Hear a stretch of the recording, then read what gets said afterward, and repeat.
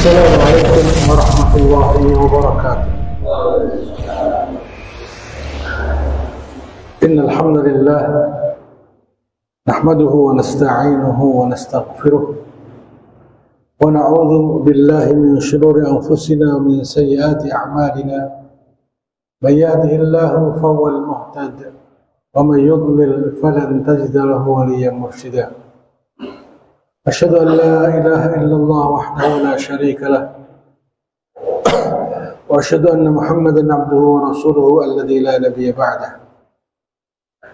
اللهم صل وسلم وبارك على سيدنا ونبينا وحبيبنا وشافعنا ومولانا محمد صلى الله عليه وسلم وعلى آله وأصحابه ومن تبعهم بإحسان إلى يوم الدين. أما بعد.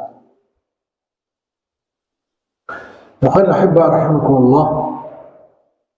Alhamdulillah rabbil alamin. Kita panjatkan puji dan syukur kehadirat Allah Subhanahu wa taala atas nikmat yang telah Allah limpahkan kepada kita semua. Sebagaimana biasanya di Jumat pekan keempat kita mengadakan majelis ta'lim untuk tema kajian malam hari ini bersama generasi pertama dan terbaik dari umat ini. Akhwafidin rahimakumullah. Kajian ini membahas tentang tafsir surah Al-Fatih ayat 18. Allah Ta'ala berfirman, "Laqad radiyallahu 'alal mu'minina idh yubayyi'unaka tahta asy-syajarati fa'alima ma fi qulubihim فأنزل السكينة عليهم وأثابهم فتحا قريبا." لقد رضي الله على المؤمنين. Sesungguhnya Allah telah ridha kepada orang-orang mukmin. Ketika ayat ini turun, yang dimaksud dengan orang-orang mukmin adalah para sahabat.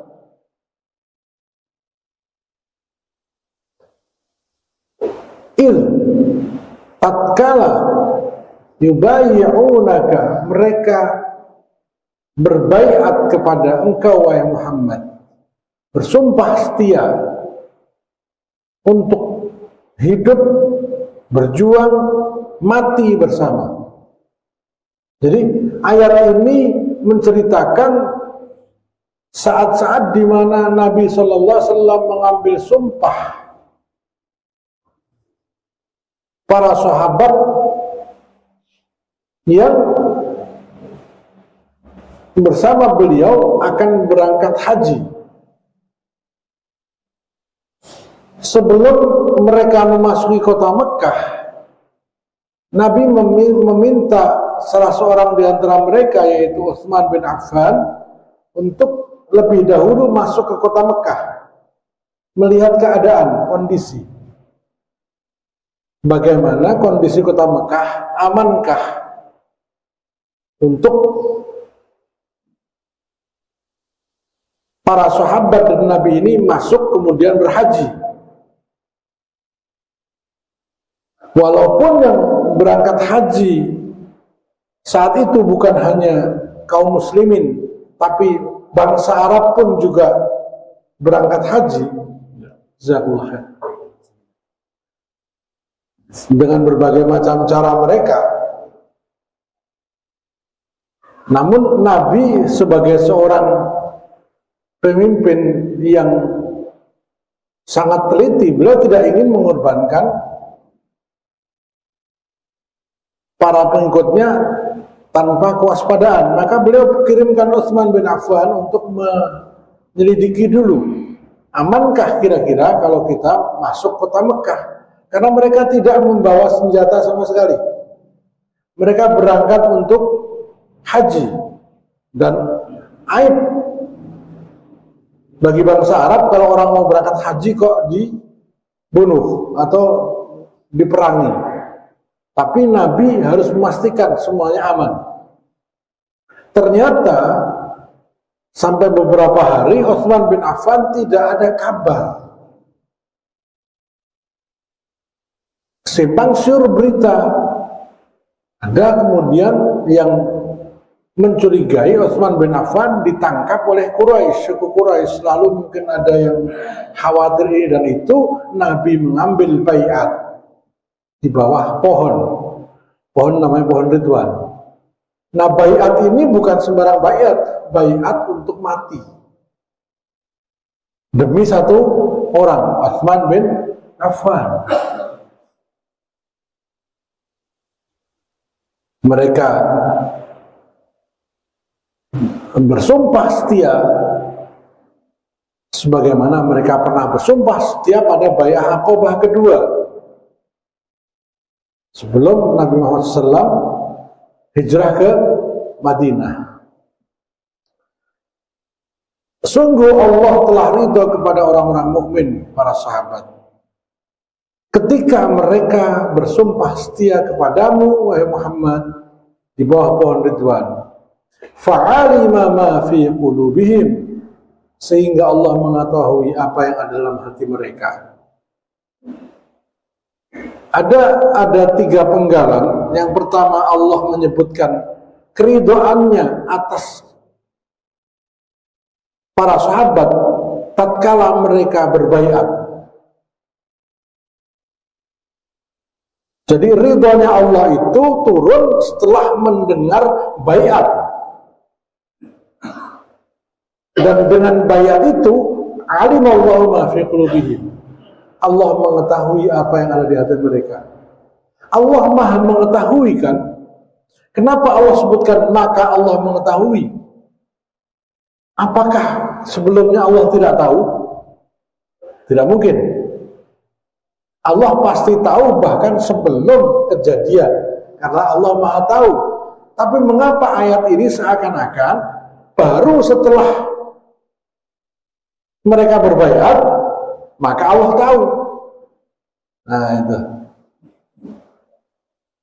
Fa'alima ma fi qulubihim. Jadi baru kemudian sesi selanjutnya, setelah Allah tahu apa yang di hati mereka, maknanya setelah itu bukan berarti sebelumnya Allah nggak tahu, ya. Allah tahu itu, Allah betul-betul menyaksikan kesungguhan niat mereka, ya, sehingga istilahnya, yo, wis aku suruh, gitu ya. Sebelumnya sudah pernah dengar, ya. Lalu dengan mata kepala sendiri melihat, yo, aku percaya, gitu ya.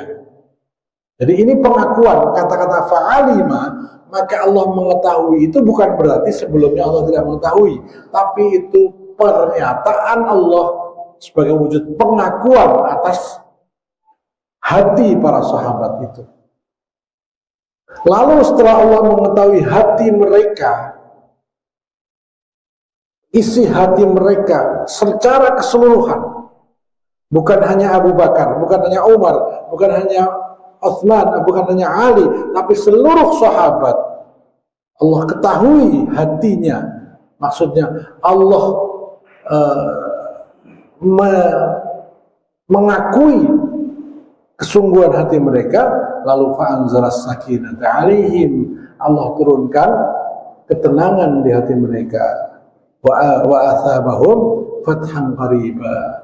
Mereka athaba itu sawab, Allah berikan balasan, ganjaran, kemenangan. Nah, setelah baiatur Ridwan terjadi, akhirnya mereka bersumpah setia tidak akan meninggalkan Utsman sendirian. Datanglah utusan dari Quraisy untuk mengajak perdamaian Hudaybiyah.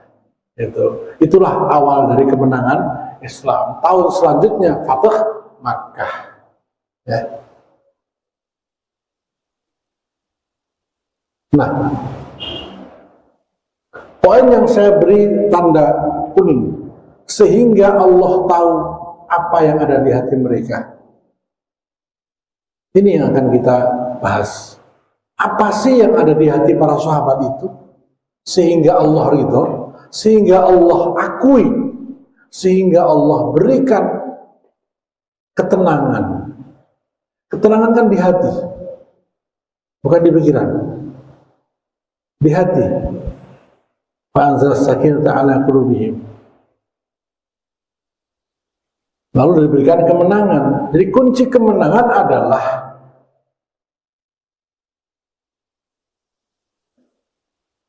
Allah telah nyata-nyata mengakui kesungguhan hati para sahabat. Mari kita baca satu demi satu. Kajian ini saya sarikan dari kajian seorang ulama mujahid, Syekh Khalid Al-Husainan. Beliau seorang imam di sebuah masjid di Doha di Qatar. Kalau nggak di Kuwait, maaf, di Kuwait. Beliau bukan orang miskin, beliau orang kaya, beliau ulama. Beliau memilih untuk berhijrah bersama para mujahidin Afghanistan. Mungkin antum pernah baca atau pernah nonton videonya Syekh Khalid Al-Husainan. Beliau menjelaskan setidaknya ada 7 hal yang beliau sebutkan. Yang pertama, kaifa kanat manzilatul Quran fi qulubihim. Bagaimana kedudukan Al-Quran di hati mereka sehingga Allah menyaksikan hati mereka. Al-Quran fi qulubihim. Lalu nanti kita bertanya, kaifa kanat manzilatul Quran fi qulubina? Bagaimana posisi Al-Quran di hati kita? Ya.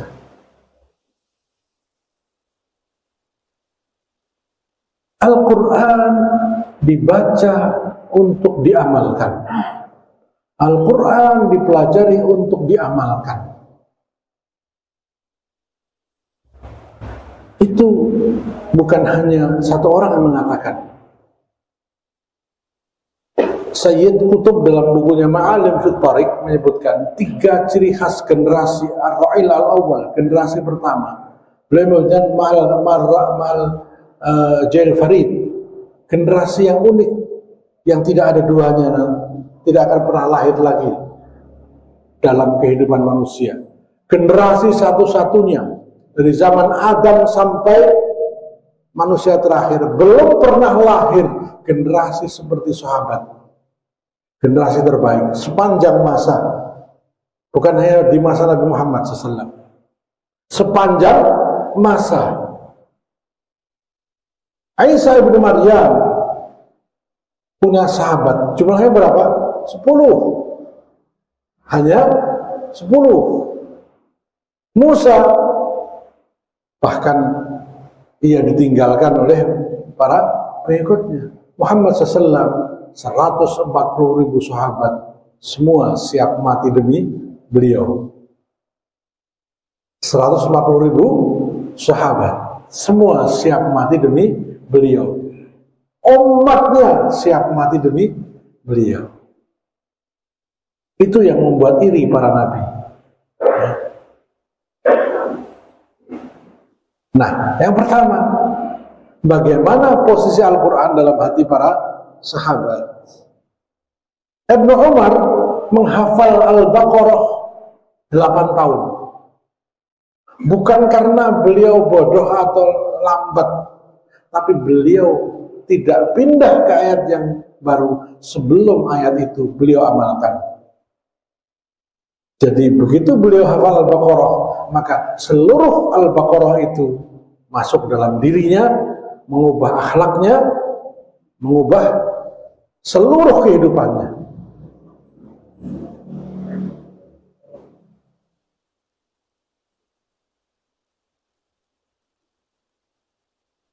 Ibnu Mas'ud radhiyallahu mengatakan, "Inna ahadan minna lam yujawiz asra ayatin minal Qur'an hatta ya'mal bihim."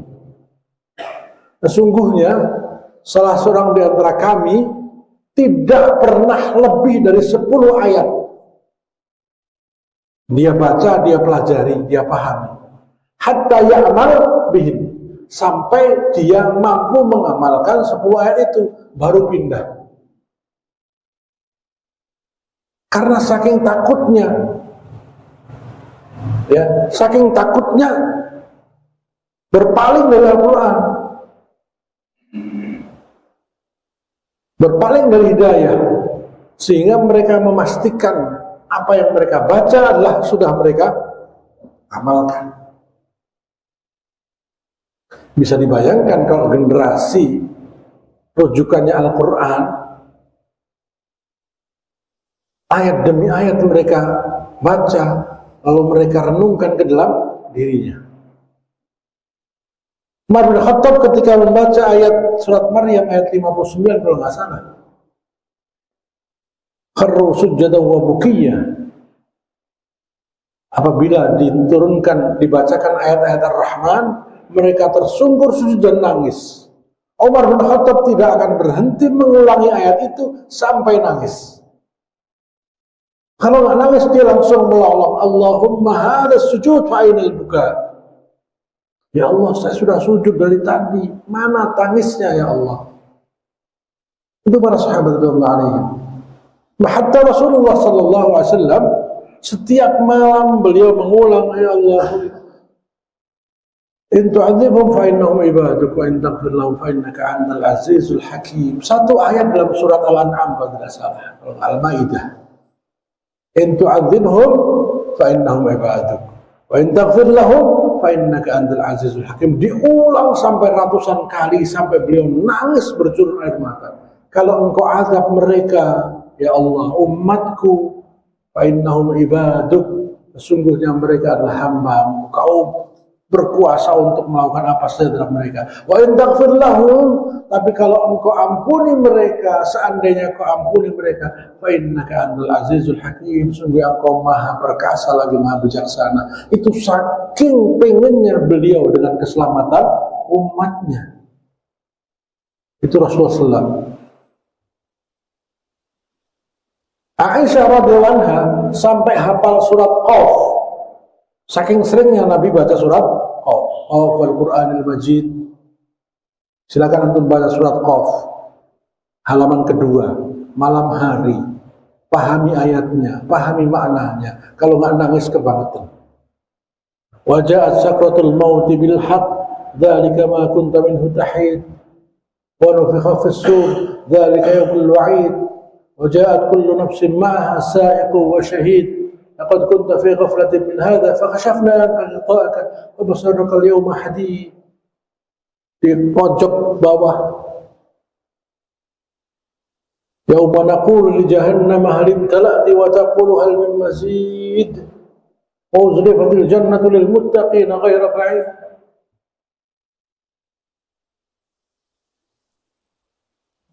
Wa uzlifatil jannatu lil muttaqina ghaira ba'id.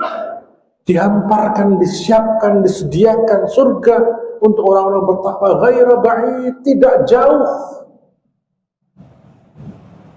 Hadza ma tu'adun li kulli awwabin hafiz man khasyiyar rahmana bil ghaib. Diulang-ulang sampai bercucuran air mata agar Al-Qur'an itu masuk ke dalam hati mereka.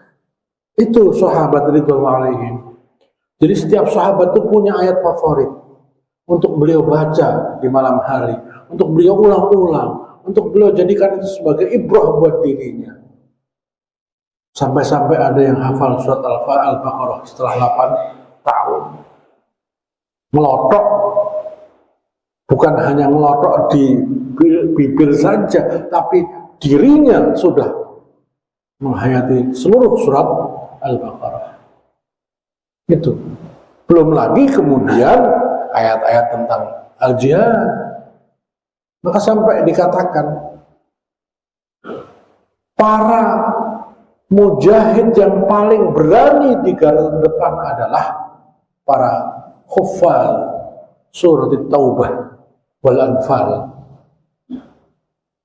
Hampir sahabat-sahabat yang paling berani maju ke medan jihad itu adalah para penghafal surat Taubah dan surat Al-Anfal. Saking merasuknya dua surat itu dalam diri mereka. Sampai disebut aina huffaz Taubah, surat Taubah Al-Anfal. Di manakah para penghafal surat At-Taubah dan surat Al-Anfal? Itu bagaimana Al-Qur'an posisinya di hati mereka.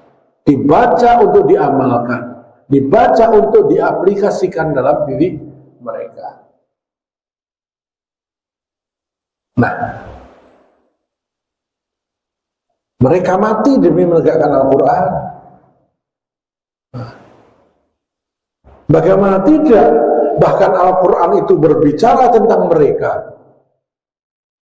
Ketika Abu Talhah, orang yang begitu dermawan, tapi kemudian sampai saking dermawannya jatuh miskin, dia mengorbankan hartanya untuk orang lain, Allah turunkan ayat tentang Abu Talhah. Bagaimana Al-Quran tidak menjiwai mereka, sedangkan kehidupan mereka diabadikan dalam Al-Quran, menjadi asbabun nuzul, sebab turunnya wahyu. Ketika mereka di perang Uhud, ya, ketika di perang Uhud mereka berebut, hatta idza fashiltum wa tanaza'tum fil amri. Ketika mereka fashiltum, mereka tercerai-berai, dan wa tanaza'tum fil amri wa asyaitum hatta idza fashiltum wa tanaza'tum fil amri wa asyaitum. Ayat ini turun tentang 60 sahabat yang melanggar perintah Nabi SAW. Tidak boleh turun dari bukit Uhud apapun yang terjadi. Lalu mereka turun. Bagaimana ayat itu tidak merasuk ke jiwa mereka, sedangkan mereka diingatkan oleh Allah dengan ayat itu. Umar bin Khattab ketika Rasulullah SAW wafat, beliau mengatakan, siapa yang mengatakan Muhammad mati akan saya bunuh. Pernah dengarkan cerita ini? Abu Bakar mengatakan, wa ma Muhammadun illa rasulun qad khalat min qablikum afa in mata aw qutila qalabtum ala aqabikum fatanqalibu khasirin. Tidaklah Muhammad itu kecuali rasul. Telah datang rasul-rasul sebelumnya. Apakah jika ia mati atau terbunuh, lalu kamu berbalik menjadi ingkar? Seketika Umar nangis luluh. Dia mengatakan, seakan-akan aku belum pernah mendengar ayat ini. Itu begitu tunduknya mereka ketika diingatkan dengan Al-Quran. Karena Al-Quran bercerita tentang mereka, termasuk ayat yang sedang kita pelajari ini.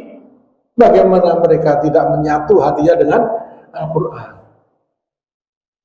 Itu kedudukan Al-Quran di hati mereka.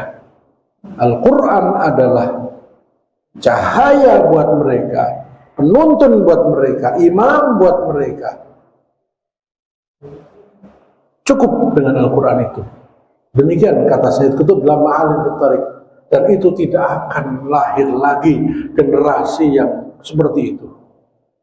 Tidak akan lahir lagi generasi yang seluruhnya menerima dengan ridha Al-Quran. Ya. Yang kedua, kaifa kanat manzilatul ilmi fi qulubihim? Fakana hammuhumul awwal wal akbar wal amal bihi. Syekh Khalid Al-Husainan menyebutkan, mengapa hati para sahabat itu mendapat persaksian oleh Allah dengan kata-kata ridho. Radhiyallahu anhum wa radu anhu. Allah ridho kepada mereka dan mereka ridho kepada Allah. Dalam surat At-Taubah ayat 100. Beliau menyebutkan gambaran tentang kedudukan ilmu dalam hati mereka. Mari kita lihat bagaimana para sahabat memposisikan ilmu. Ibnu Abdullah bin Amr bin As, Abdullah bin Umar bin Khattab. Abdullah bin Umar bin Khattab itu ipar Nabi, adik ipar Nabi. Karena beliau adalah adik dari Hafsah. Sayyidatina Hafsah binti Umar bin Khattab itu istri Nabi, putra dari Umar bin Khattab. Sehingga Abdullah bin Umar ini sering main ke tempat kakaknya dan sering lihat Nabi berada di situ. Nah, Abdullah bin Umar bin Khattab ini sering nanya ke kakaknya, apa yang sering dibicarakan Nabi, Nabi pesan apa gitu ya. Nah, suatu hari kakaknya bilang kepada adiknya, Sayyidatina Hafsah binti Umar bin Khattab, istri Nabi, Ummul Mukminin, cerita ke Abdullah bin Umar, wahai adik, kemarin Rasulullah SAW berkata kepadaku, ni'mar rajulu Abdullah law qama bil laili, law qama minal laili. Sebaik-baik laki-laki adalah Abdullah, adikmu, andaikan ia mau sedikit saja bangun malam. Mendengar kalimat itu keluar dari bibir Nabi yang disampaikan oleh kakaknya, Abdullah bin Umar mengatakan, demi Allah, akan aku habiskan malam-malamku untuk qiyamul lail. Satu ilmu beliau dapat, seluruh hidup berubah. Ya. Satu ilmu beliau dapat, seluruh hidup langsung berubah. Ilmu dari Nabi, sebaik-baik laki-laki adalah Abdullah bin Umar. Kalau ia mau bangun malam, ini ilmunya. Kalau dia mau bangun malam, ia akan menjadi laki-laki terbaik. Satu ilmu dari Nabi dia simpan, dia bungkus, dia jadikan perubahan seluruh hidupnya, sampai-sampai Nabi mengingatkan, inna libadanika alaika haq. Sesungguhnya badanmu itu punya hak. Tidurlah sebentar. Saking beliau khawatir meleset dari ucapan Nabi. Ada seorang sahabat tidak berani bertemu Nabi. Berhari-hari beliau ngumpet karena mendengar ayat, telah turun ayat, ya ayyuhalladzina amanu la tarfa'u aswatakum fawqa sawtin nabi wa la tajharu lahu bil qawli kajhari ba'dikum li ba'din an tahbata a'malukum wa antum la tash'urun. Surat apa itu? Surah Al-Hujurat, ya. Wahai orang-orang beriman, janganlah kau tinggikan suaramu melebihi tingginya suara Nabi. Sahabat itu, saya lupa namanya, tidak disebutkan dalam hadis, tidak berani bertemu Nabi karena dia takut merasa ayat itu untuknya. Siapa lagi yang suaranya lebih kencang daripada Nabi kalau bukan saya? Celakalah saya, Allah telah memperingatkan saya. Akhirnya cari sama Nabi. Kenapa kamu tidak kelihatan beberapa hari ini? Beliau mengatakan, ya Rasulullah, aku takut Allah marah, engkau marah, karena aku dengar telah turun ayat ini dan aku yakin itu aku. Kata Rasulullah, bukan, ini bukan tentang kamu, ini tentang orang-orang munafik. Nah, baru tenang dia.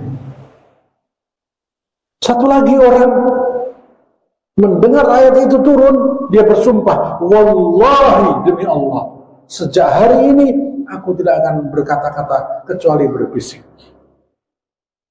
Siapa orangnya? Abu Bakar As-Siddiq. Saking takutnya melebihi tingginya suara Nabi. Satu ayat, satu ilmu itu merubah seluruh hidup beliau. Nah, ilmu itu kan berasal dari Al-Quran dan hadis, kan begitu ya. Nah, kita banjir ayat, ya, hujan hadis, nggak berubah-berubah.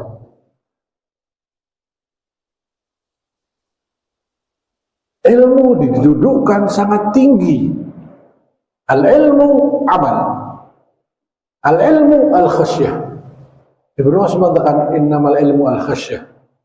Ibnu Mas'ud radhiyallahu mengatakan yang benar-benar disebut ilmu adalah yang akan menumbuhkan rasa takut kepada Allah. Kalau ilmu itu tidak menimbulkan rasa takut, itu bukan ilmu. Maka para sahabat tidak pernah meninggalkan majelis ilmu. Diriwayatkan bahwa para sahabat itu mereka kan dipersaudarakan ya, Ansor dengan Muhajirin. Sahabat Ansor disaudarakan dengan Muhajirin. Nah, mereka gantian. Kalau Senin itu Umar, Selasanya saudaranya. Gantian mereka. Yang satu nyari kerja, yang satu thalabul ilmu. Dan saking khusyuknya mereka mendengarkan kajian dari Nabi SAW, dalam Sahih Bukhari disebutkan, kanat ala ru'usin tuyur. Seakan-akan kanat ka'anna ala ru'usin tuyur. Seakan-akan burung pun tenang untuk hinggap di kepala mereka. Saking mereka khusyuknya mendengar pelajaran dari Nabi Muhammad SAW.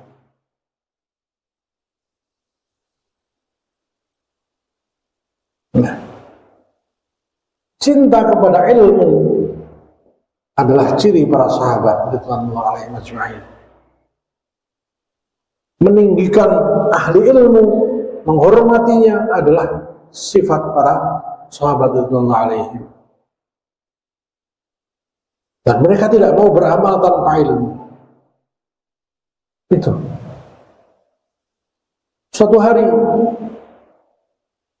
di Masjid Basrah datang seorang laki-laki dari Madinah, jaraknya kurang lebih 1000 km.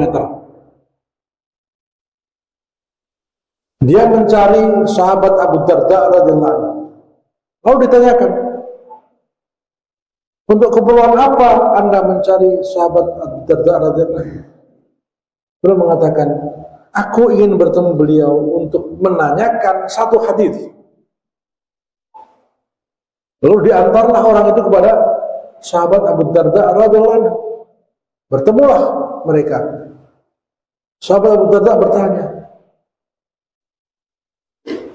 benarkah engkau jauh-jauh menempuh perjalanan 1000 km, berhari-hari kamu datang ke sini hanya untuk menanyakan tentang satu hadis? Betul ya, wahai sahabat yang mulia. Abu Darda sedikit bertanya, meragukan atau meyakinkan dirinya. Barangkali kamu punya saudara di sini, kamu pengen silaturahim? Tidak. Barangkali kamu punya urusan bisnis, kemudian kamu mampir ke sini? Tidak. Jadi benar bahwa kamu datang ke sini jauh-jauh hanya ingin mendengar satu hadis dariku? Iya. Kalau begitu, hadis apa yang membuatmu begitu bersemangat ribuan, ratusan kilo kamu datang ke sini?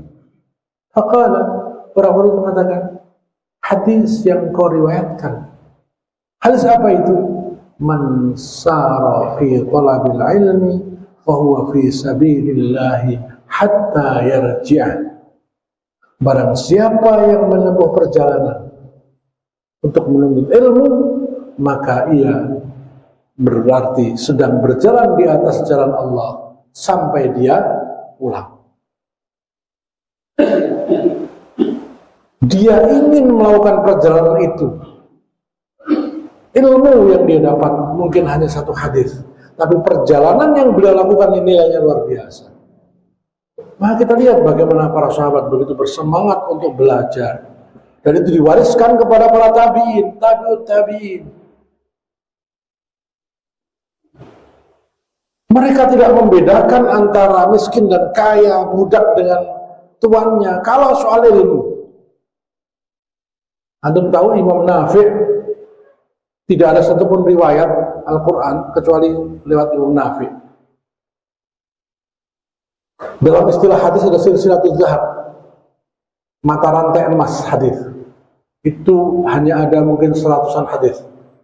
Hadis yang disebut oleh para ahli hadis silsilatul zahab, mata rantai emas periwayat hadis, yaitu an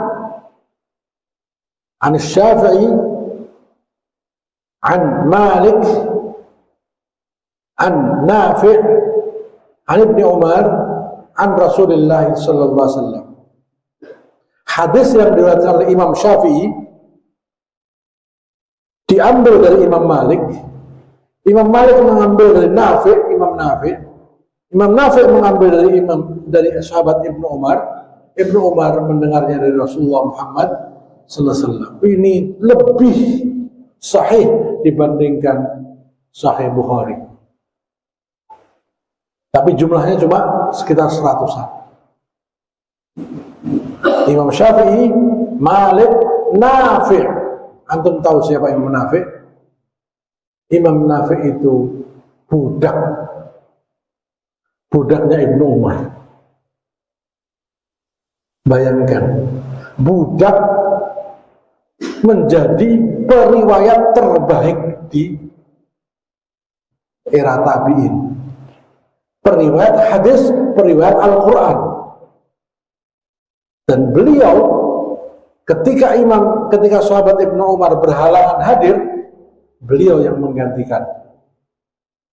Sopir naiknya, saya berhalangan, saya ngisi sopire. Dan tidak ada sahabat yang protes karena tingginya ilmu Imam Nafi'. Awan yang golek kayak suket. Anda bayangkan kedudukan ilmu begitu tinggi sehingga orang tidak melihat dari dia budak, dan ada banyak budak-budak yang menjadi ulama. Budak menjadi ulama. Maula itu kan budak. Karena mungkin kalah perang, ya. Seperti Sirin itu melahirkan anak namanya Muhammad bin Sirin. Muhammad bin Sirin itu tabi'in yang sangat terkenal ahli hadis, ahli tafsir. Siapakah Sirin? Sirin itu tawanan perang Irak, orang Kristen ditawan, kemudian jadi budaknya Khalid bin Walid kalau nggak salah. Lalu masuk Islam. Dari Sirin lahir Muhammad, dan Muhammad bin Sirin adalah tabi'in terkemuka. Dari budak lahir budak, kan gitu ya. Ternyata budak itu menjadi tabi'in, ulama. Itu ilmu yang membuat dia tinggi. Jadi ayat inna akramakum indallahi atqakum itu betul-betul ada dalam mereka. Mereka tidak melihat dari sukunya. Bahkan yang jelas sekali bagaimana ilmu itu menjadi patokan. Karena ilmunya batan takwa. Ya. Abu Dzar Al-Ghifari. Siapa yang tidak kenal Abu Dzar Al-Ghifari? Sahabat Al-Jalil. Suatu hari beliau sedang duduk di antara para sahabat, ngobrol-ngobrol. Tiba-tiba lewat Gudayf namanya, sahabat anak-anak, umurnya mungkin 12 tahun, namanya Gudayf, saya lupa belakangnya. Nah, Umar bin Khattab bilang, lihat itu anak, Rasulullah pernah bilang, ni'mar rajulun Gudayf, ni'mal syabab, sebaik-baik anak muda Gudayf. Abu Dzar diam aja. Suatu hari Abu Dzar sengaja nyari rumahnya Gudayf di mana. Dia datangi Gudayf. Dia minta doa, wahai anak muda, tolong doakan aku. Ya tentunya doakan, ya doakan surga, doakan kebaikan, mintakan kepada Allah. Kaget, wa man anta yarhamukallah. Emang siapa bapak ini yarhamukallah? Ana Abu Dzar, saya Abu Dzar. Kaget Gudayf. Abu Dzar sahabat al-jalil, sahabat yang sangat mulia, minta doa dari aku, anak muda. Enggak, aku yang minta doa kepada engkau. Apa kata Abu Dzar? Aku minta doa darimu. Karena Umar bin Khattab pernah bercerita, Nabi mengatakan, sebaik-baik anak muda adalah engkau. Tolong doakan. Itu ilmu menjadikan orang tua menghormati anak muda. Sedemikian tingginya, minta diampunkan dosanya, minta dimasukkan surga dengan doa anak kecil. Jadi betul-betul ilmu itu menjiwai diri mereka. Kecintaan mereka terhadap ilmu luar biasa. Dan itu diturunkan kepada generasi selanjutnya, tabi'in. Tabi'ut tabi'in. Ada seorang tabi'in namanya saya lupa namanya itu. Barusan terlintas tadi, kemudian lupa.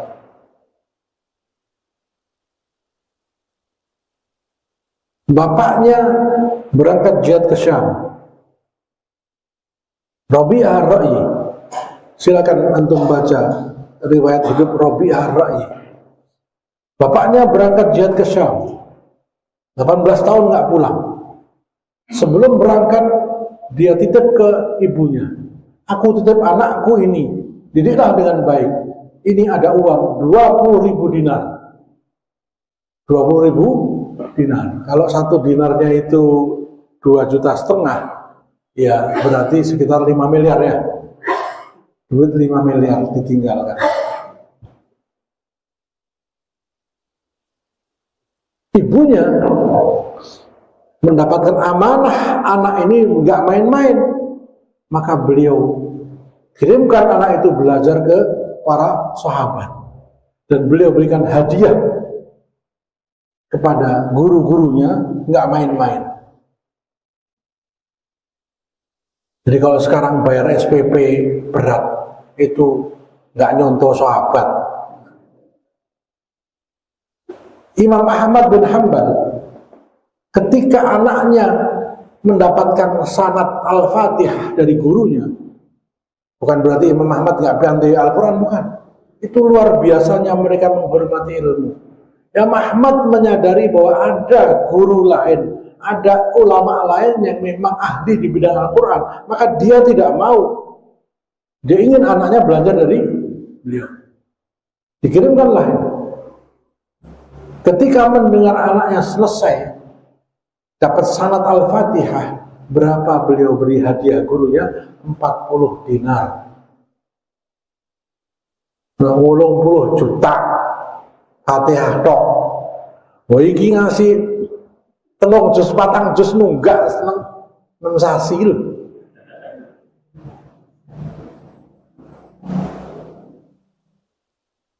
Al-Fatihah saja beliau berikan hadiah kepada syekhnya itu 40 dinar.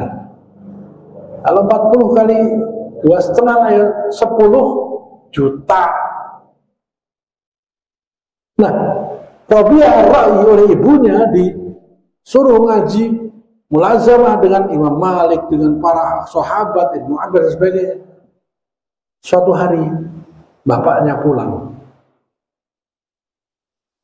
nggak ngasih tahu istrinya, pulangnya malam-malam. Ketika sholat subuh, selesai sholat, ada orang rame-rame lagi ngaji, dia ikut ngaji. Yang ngajar anak muda usia 18 tahun, yang di saf terdepan Imam Malik.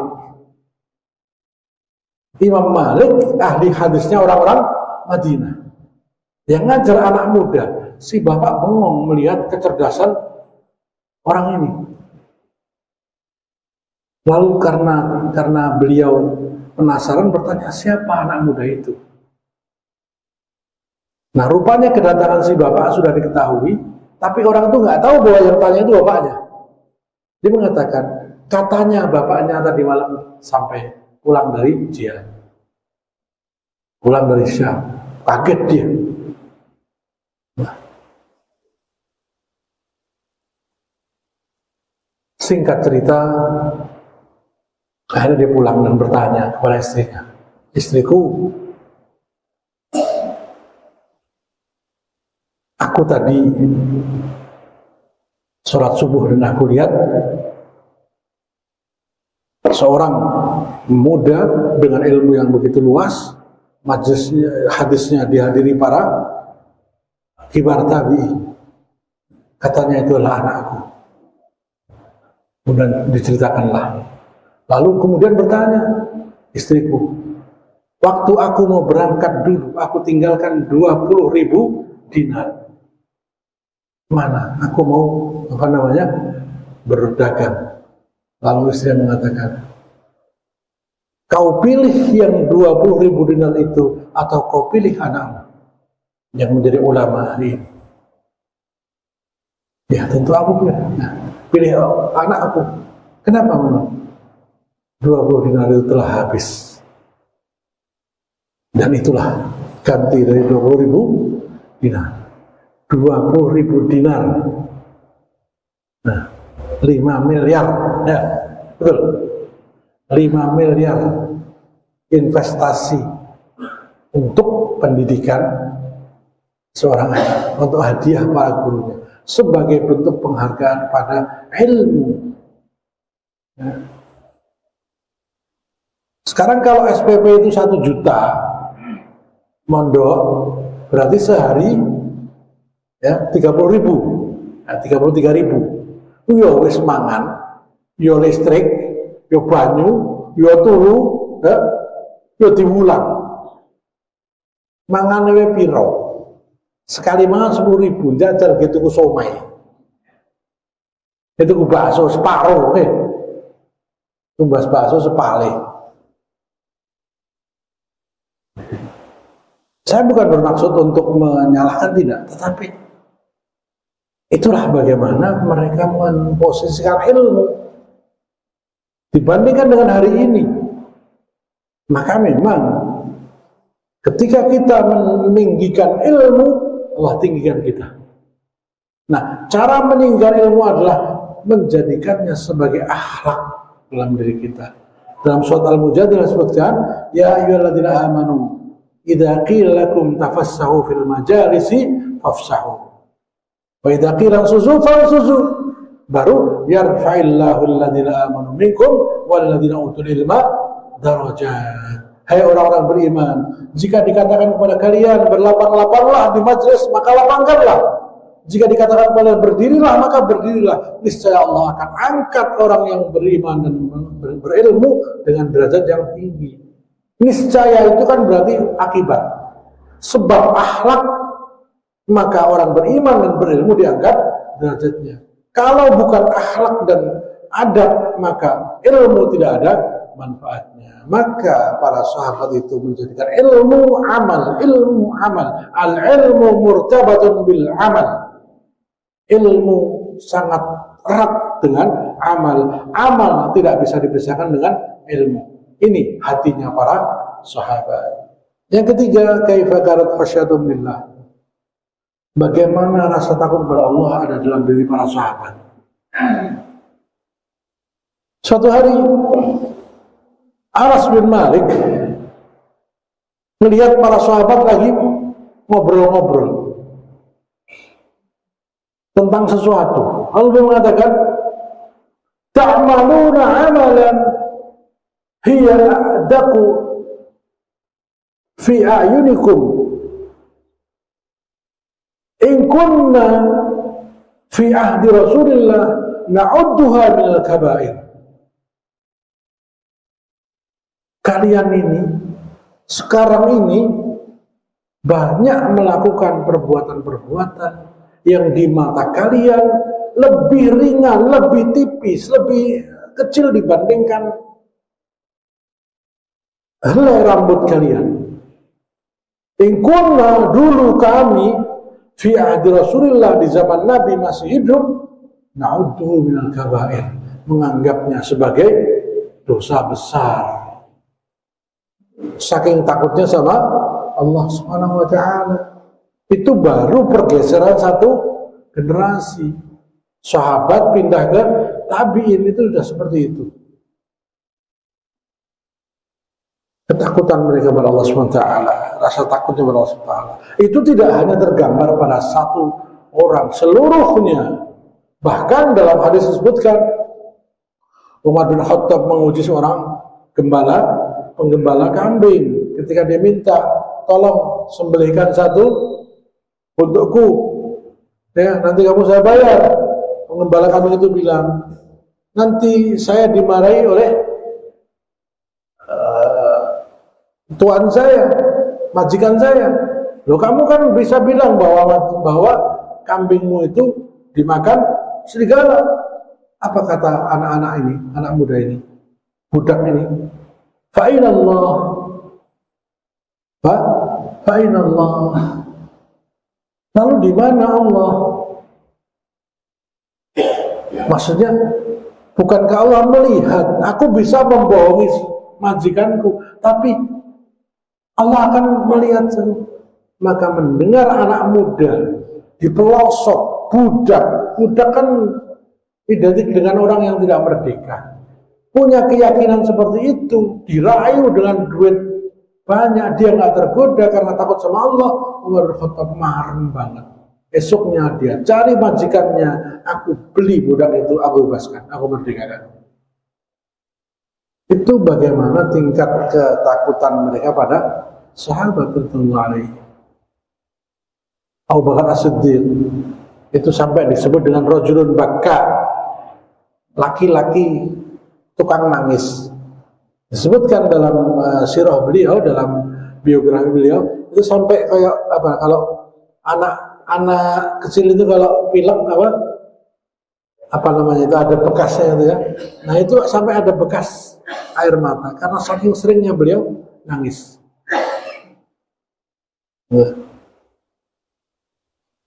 Jadi rasa takut kepada Allah itu ada dalam semua hati para sahabat. Satu generasi tidak terkecuali.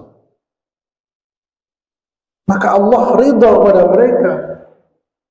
Generasi yang dipilih untuk menegakkan din ini adalah generasi yang hatinya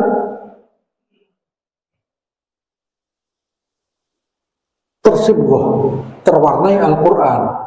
Hatinya menjunjung tinggi ilmu, hatinya sangat takut kepada Allah Subhanahu wa ta'ala. Yang keempat, bagaimana posisi ibadah dalam hati mereka. Nah, kita tahu hadis-hadis sangat banyak bagaimana mereka berlomba-lomba untuk beribadah, sampai ada yang bersumpah, demi Allah aku tidak akan lalui siang hari kecuali berpuasa. Yang satu, saya tidak akan tidur di malam hari. Yang satu mengatakan saya tidak akan menikah. Kenapa? Mereka bertanya kepada Aisyah Ummul Mukminin, ya Aisyah wa Ummul Mukminin, ceritakan ibadahnya Rasulullah ketika di rumah. Maka diceritakanlah bagaimana Ummul Mukminin sampai terbangun ngelilirnya terbangun 2-3 kali, tapi Nabi SAW masih berdiri tahajud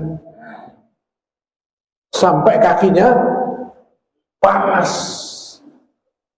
Itu Rasulullah Sallallahu Alaihi Wasallam, rajulun, laki-laki yang di tangannya kunci surga. Mendengar cerita umum itu sahabat ketakutan, ya Allah, kalau Rasulullah saja sebegitu luar biasa beribadah, lalu bagaimana aku bisa menyertai beliau? Maka mereka bersumpah, aku tidak akan makan di siang hari, aku akan puasa terus siang hari. Ada lagi mengatakan aku tidak akan beristri, ada lagi mengatakan aku akan qiyamul lail sepanjang malam, saking takutnya tidak bersama dengan Nabi Sallallahu Alaihi Wasallam.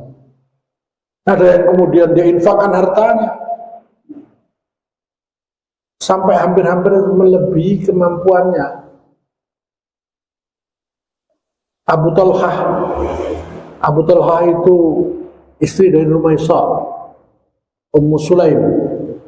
Ummu Sulaim ini wanita yang paling cantik di Madinah. Ummu Sulaim ini wanita paling cantik di Madinah.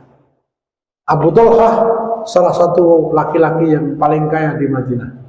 Semua mendam rasa. Beliau dilalai kedahuluan sama orang lain. Tak tunggu jandamu. Apa-apa. Kedahuluan.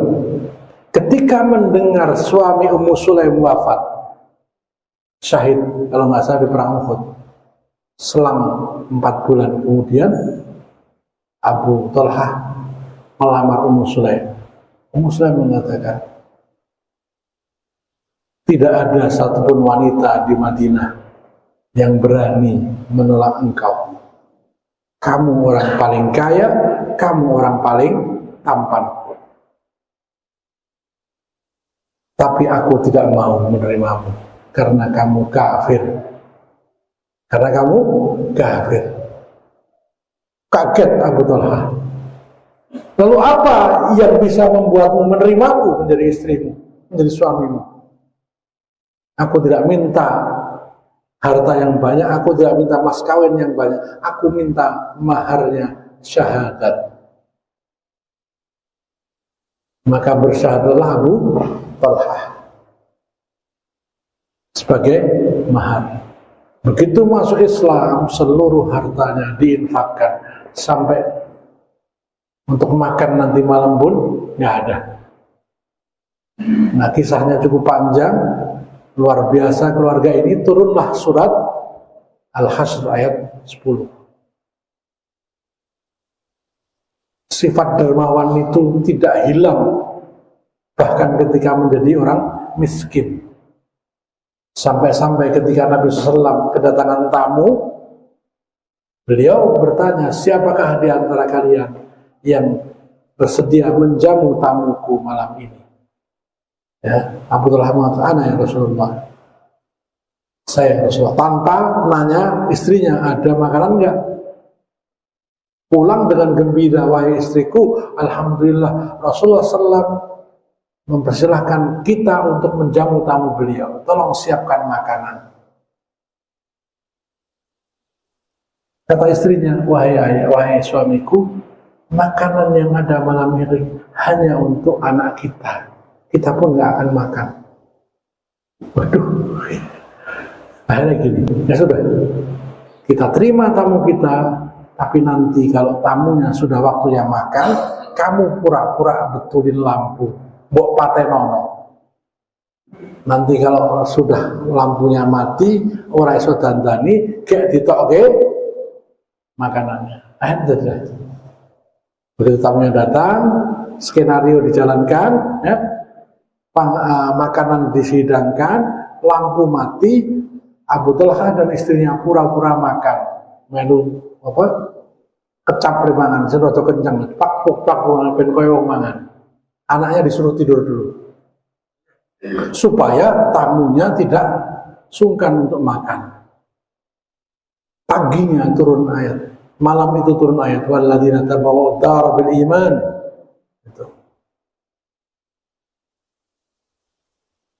Surat Al-Hasr ayat 10 kalau nggak salah. Yuhibbuna man hajara ilaihim wa yu'thiruna ala anfusihim walau kana bihim khasasah. Wa man yuqa shuhha nafsihi fa ulaika humul muflihun. Selesai sholat subuh, Rasulullah SAW menyambut Abu Talhah. Allah Subhanahu wa Ta'ala tertawa. Allah tertawa melihat sandiwara kalian. Allah turunkan ayat ini. Nah, bagaimana para sahabat Allah itu begitu memberikan ithar mereka. Ini sebetulnya poin ketujuh ya. Tapi ini menunjukkan bagaimana mereka itu takut pada Allah. Mereka sangat mencintai ibadah. Nah, di antara ibadah adalah infak fi sabilillah. Walau kana bihim khasasah. Walau kana bihim khasasah. Walaupun mereka lebih butuh. Kama yuqashuha nafsi fa ulaika muflihun. Barang siapa yang dijaga dari kepelitan, kebakilan jiwanya, mereka lah orang-orang yang menang. Ya. Jadi pelit itu penyakit yang bikin kalah.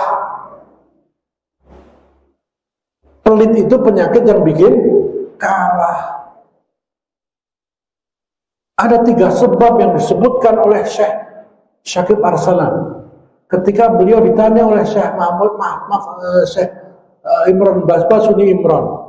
Syekh Basuni Imran ini mufti negeri Sambas sebelum Indonesia merdeka. Dia bertanya kepada Dr. Rasyid Ridho, Syekh Rasyid Ridho, Limadha ta'akhkhara al-muslimun wa taqaddama ghairuhum? Kenapa umat Islam ini, kenapa orang-orang kafir ini maju sedangkan umat Islam mundur? Lalu Syekh Rasyid Ridho merasa tidak pada tempatnya beliau menjawab. Beliau kirimkan surat itu kepada Syekh Syakib Arslan, mufti Palestina yang diasingkan. Ditulislah buku dengan judul yang sama. Kenapa orang-orang kafir maju dan kaum muslimin mundur? kalah.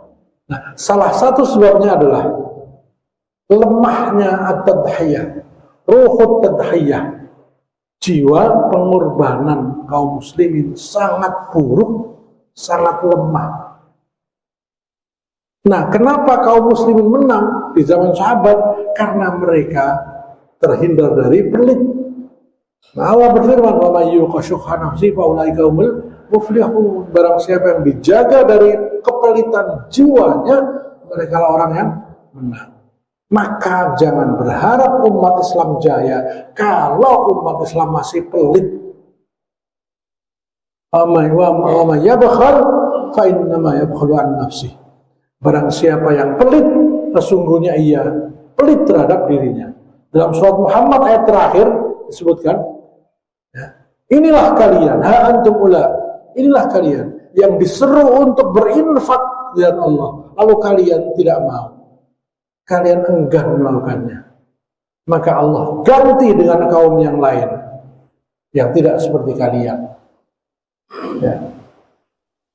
Selanjutnya, kaifa hubbu, bagaimana kecintaan mereka kepada Rasulullah Sallallahu Alaihi Wasallam. Ini nggak usah ditanya lagi, sudah sangat jelas bagaimana mereka mengorbankan jiwanya.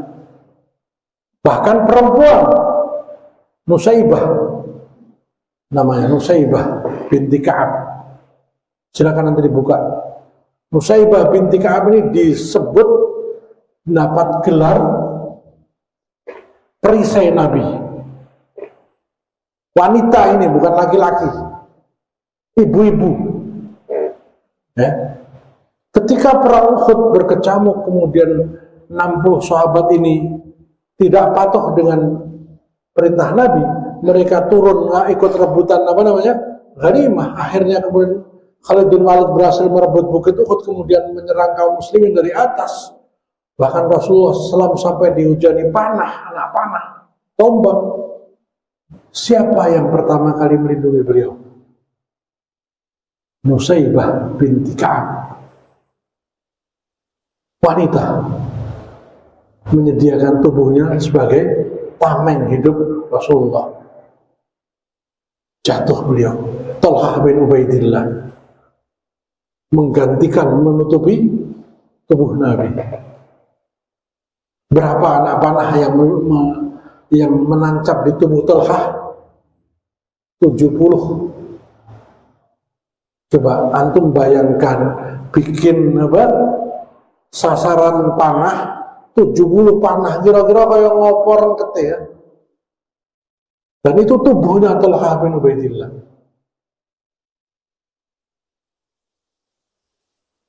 Ketika perang berakhir, Talhah terkapar.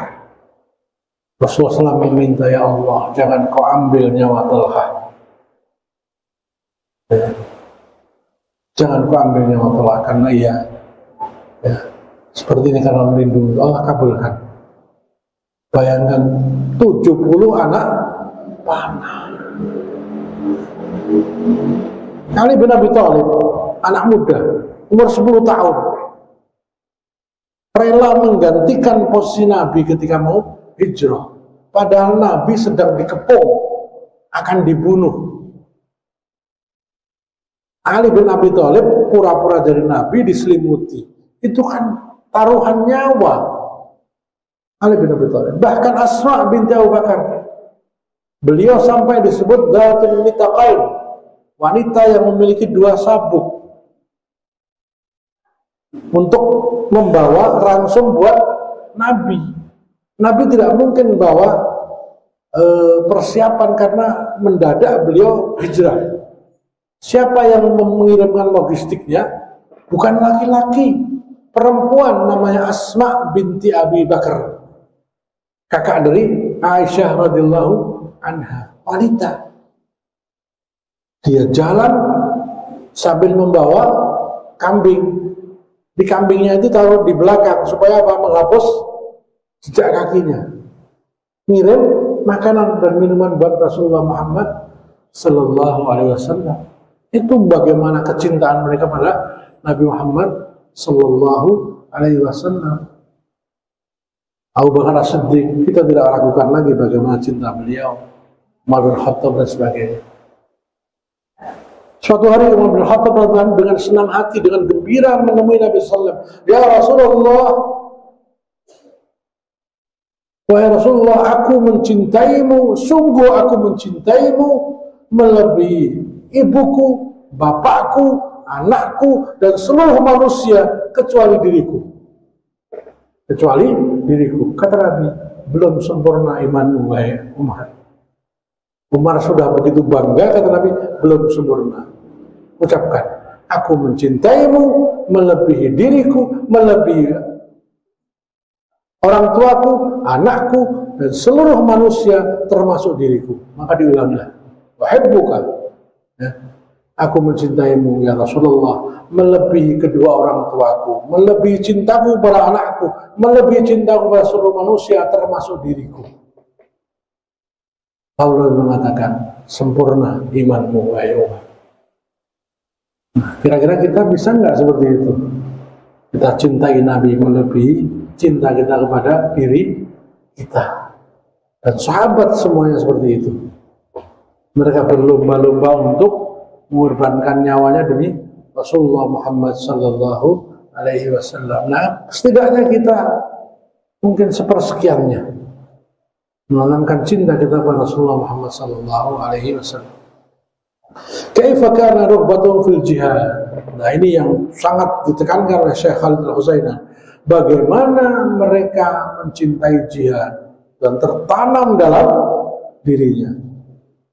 Ibnu Asakir menyebutkan, Ibnu Asakir ini seorang ulama hadis, ada sifat yang dimiliki oleh seluruh sahabat, tua, muda, miskin, kaya, laki-laki, perempuan, seluruhnya, bodoh, pandai, seluruhnya, tidak ada satupun yang tidak punya sifat ini. Apa? Mencintai jihad fisabilillah. Itu sifat yang semua sahabat punya. Tidak ada satupun yang tidak. Bahkan sahabat yang baru masuk Islam sekalipun, Khalid bin Walid itu saking pengennya beliau syahid, saking cintanya kepada jihad, sampai-sampai beliau merangsek ke musuh dengan begitu beraninya, dan beliau tidak pernah kalah. Saking pengennya mati syahid, Allah tidak berikan mati syahid itu. Allah pilih ia mati di atas kasur. Di saat itu dia mengatakan, wahai alangkah malangnya diriku, 100 peperangan telah aku jalani, tidak ada sejengkal, tidak ada satu jengkal pun tubuhku kecuali terdapat luka. Tapi lihatlah aku, saat ini aku terkapar sekarat seperti unta akan mati. Beliau mengatakan, fala namat a'yunul jubana. Ketahuilah, mata para pengecut tidak pernah tidur, tidak pernah tenang menyaksikan kita, orang yang terus berjihad. Beliau mengeluhkan saking pengennya mati syahid, sampai beliau seperti tidak masuk akal. 25.000 pasukan dalam perang Mu'tah menang melawan 250.000 pasukan Romawi dengan senjata lengkap. Ikrimah bin Abu Jahal, orang yang bersumpah, wallahi lan askuna ardan ara fiha qatila Abil Hakam. Dia sangat marah kepada Rasulullah karena ayahnya Abul Hakam itu Abu Jahal, mati di tangan para sahabat. Beliau bersumpah ketika dikalahkan di Mekah, beliau mengatakan, demi Allah, aku tidak akan mau tinggal di negeri di mana aku masih bisa menyaksikan pembunuh ayahku. Lalu beliau pergi, pindah ke Tihamah untuk menyeberang ke Somalia. Istrinya sudah masuk Islam, nyusul, wahai suamiku, aku telah minta jaminan kepada Nabi agar engkau tidak dihukum. Aku jaminkan diriku untuk keselamatanmu. Pulanglah, temui Nabi. Dia orang baik. Luluh hatinya. Akhirnya dia ikut istrinya. Ketika hendak berkumpul, istrinya mengatakan, Nabi melarang wanita mukminah bersuamikan orang kafir. Aku tidak akan lagi mau melayanimu sebelum kau masuk Islam. Ya wis, bojone ngono, karena cintanya kepada istrinya itu luar biasa. Ya sudah, kalau gitu antar aku menemui Rasulullah Muhammad SAW. Apa yang terjadi? Ikrimah bin Abu Jahal sampai di depan Masjid Nabawi, Nabi berdiri menyambutnya dengan pelukan seakan adalah saudara. Dan itu disebutkan dalam hadis, kebahagiaan Nabi nampak sangat seakan-akan ada kenikmatan luar biasa. Lalu Ikrimah bersyahadat. Setelah syahadat apa katanya? Ya Rasulullah, dulu ketika aku masih kafir, aku keluarkan hartaku untuk memerangimu. Hari ini aku sisakan pedang dan panahku, seluruhnya aku infakkan untukmu dan untuk agamamu. Ikrimah, di hari dia masuk Islam, hari itu dia korbankan seluruh hartanya. Hanya tinggal panah dan pedang serta kuda dan baju perangnya. Karena itu aku gunakan untuk membelamu dan agama ini. Begitu datang waktu jihad, perang Mu'tah, perang Yarmuk, dia tidak mau naik kuda, dia tidak mau naik unta, dia jalan kaki.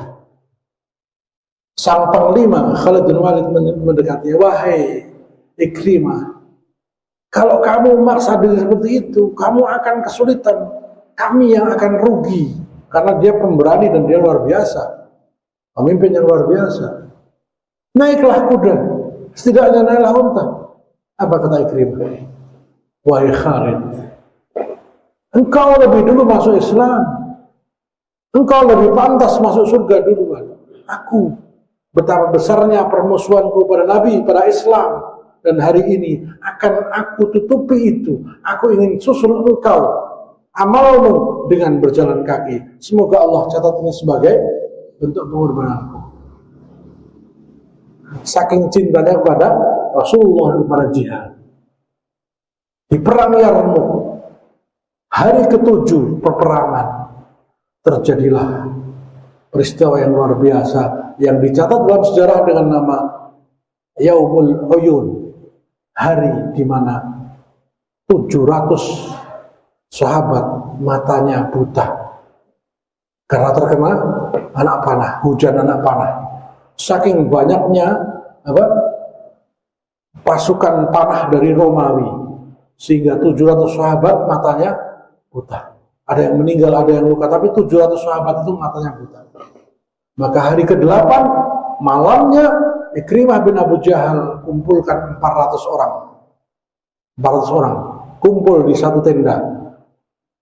Ikrimah yang memimpin. Demi Allah, aku ajak kalian bersumpah, besok pagi kita tidak akan mundur dari pertempuran sampai Allah cabut nyawa kita. Besok pagi adalah hari terakhir kita.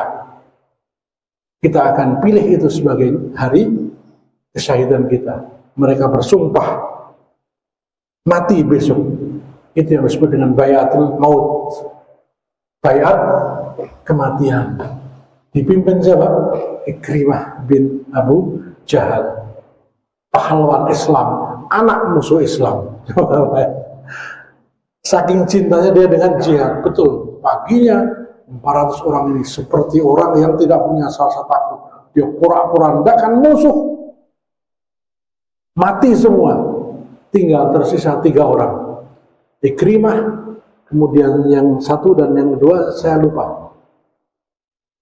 Para sahabat melihat 3 orang yang terkulai lemah sakaratul maut, mereka membawakan air kepada Ikrimah. Ikrimah lihat yang di sana terluka, dia mengatakan, saya masih kuat, tolong yang sana dulu. Menjelang wafat dia masih mikirkan orang lain. Maka larilah sahabat itu ke sana. Nah, sahabat yang di sana melihat yang di sana, tolong kau lari dulu ke sana. Dia masih sudah sangat membutuhkan air, saya masih bisa tahan. Lah, yang sini yang lihat ke Ikrimah, akhirnya dia ke Ikrimah. Rupanya Ikrimah sudah syahid. Kesana syahid, 3 orang syahid bersama. Itu saking cintanya mereka pada jihad fisabilillah. Utsman bin Affan saking cintanya pada jihad fisabilillah, seluruh pasukan 10.000 orang bekalnya dia tanggung sendirian. Coba kalau bekal mau mukhayyam berapa kira-kira? 300.000, nah, kali 10.000 coba berapa? Nah itu kalau perangnya itu 1 bulan perjalanan, kira-kira berapa ratus ribu, berapa juta ditanggung satu orang, Utsman bin Affan. Saking cintanya kepada jihad fisabilillah. Dan itu kata Ibnu Asakir, seluruh sahabat, tua, muda, miskin, kaya, laki, perempuan,